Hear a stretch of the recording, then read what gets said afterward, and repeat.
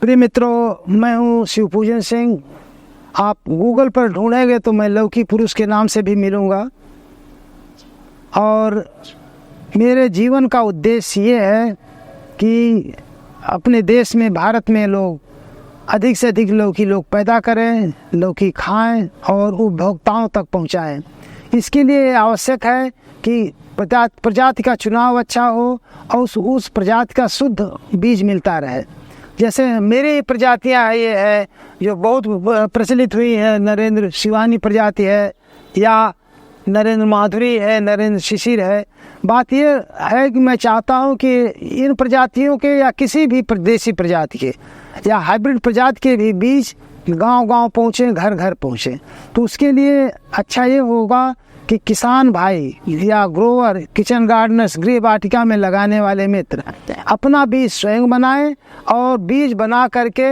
अपने आसपास के लोगों को वितरित करें, विक्रय करें, जिससे ये दूर दूर तक बीज इनके पहुंचते रहे। तो उसके लिए बीज बनाने की विधि जो है,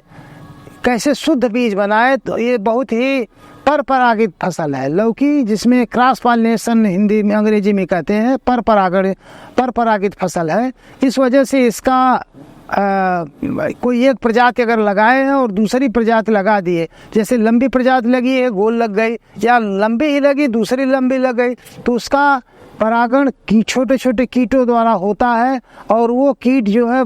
प्रजाति की शुद्धता को खूब प्रभावित कर देते हैं। तो इस वजह से अगर कोई किसान भाई, कोई मित्र बीज बनाना चाहते हैं, शुद्ध बीज बनाना चाहते हैं, तो एक साथ केवल एक प्रजाति लगाए, तो जिससे उसी का नर और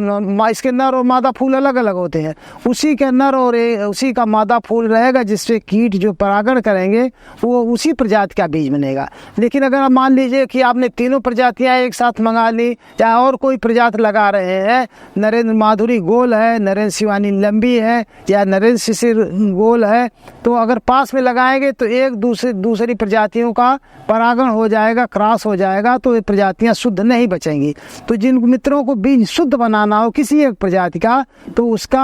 आप जो फल प्रारंभ होती है, फलत प्रारंभ होती है, तो थोड़े दिनों बाद, मतलब 2-4 फल आपने खा लिया, उसके बाद जो है पौधा बढ़ रहा है, उसके स्वस्थ 2-3 फल कम से कम, अगर कम मात्रा में बीज बनाना चाहते हैं तो कम से कम 3 या 4 फल छोड़ दें बढ़ने के लिए, जिससे क्योंकि कई बार ऐसा होता है कि कुछ फल सड़ भी सकते हैं, किसी कारण उनको हानि भी पहुंच सकती है। तो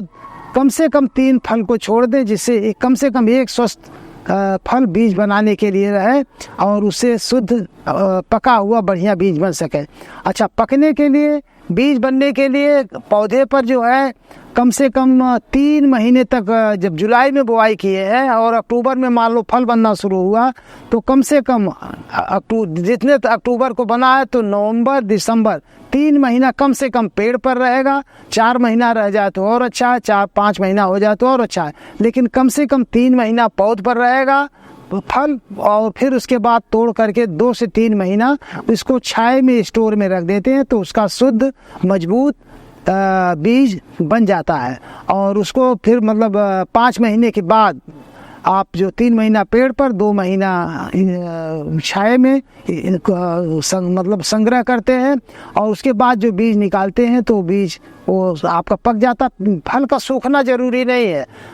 5 महीने बाद आप बीज निकाल सकते हैं और बीज को निकाल करके सफाई करके उसको सुखा करके सुरक्षित रख लें। अपने लगाएं, अपने पड़ोसियों को दें, मित्रों को दें, दूर दूर इसका प्रचार करें, हर घर हर गांव तक इनके बीज को पहुंचाएं। और साथ ही साथ कोई भी अच्छी प्रजाति आपको, देसी प्रजाति कहीं मिल गई हो, चाहे लंबी हो, गोल हो, खाने में अच्छी हो, उपज उनकी अच्छी हो, बीमारियों के प्रति अवरोधी हो, तो उसका बीज भी इसी विधि से बनाए। बाकी कई प्रजातियां एक साथ अगर आप लगाए हैं तो उनका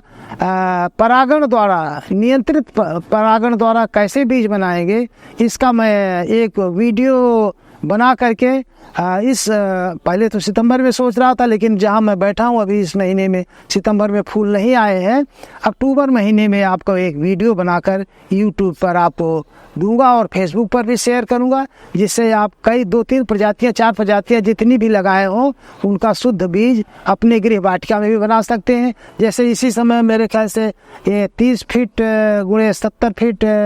का ये प्लाट है जहाँ मैं बैठा हुआ हूँ, इसमें 9 प्रजातियाँ लगी हुई हैं। स्पेस नहीं है, बहुत कंजेशन है, फिर भी प्रयोग के लिए 9 प्रजातियाँ इसमें लगी हुई हैं और 9 प्रजातियों का शुद्ध बीज हम बना सकेंगे। धन्यवाद, नमस्कार।